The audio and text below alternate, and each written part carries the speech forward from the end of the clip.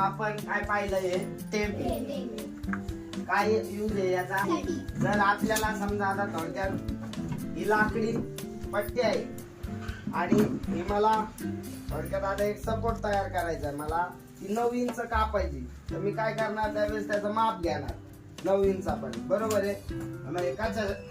हे काय आहे गुन्ह्या बरोबर मी तुम्हाला सांगितलं. याचं काय काम आहे, एखादी वस्तू जर कट करायची असली तर त्याला काटकोनात आपण या गुन्ह्याच्या साह्याने माप घेऊन टेपनी मी माप घेत नाही बरोबर आहे 9 इंच.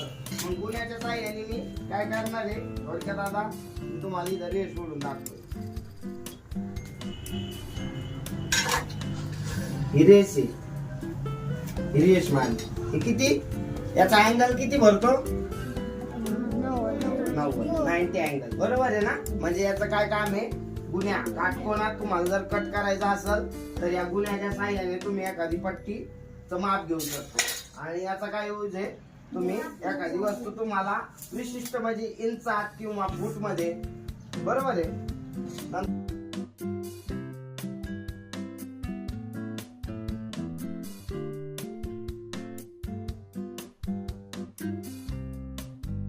अतिशय सुंदररित्या अतिशय बारकाईनं छोट्या छोट्या गोष्टींचं महत्व तुम्हाला त्यांनी सांगितलंय.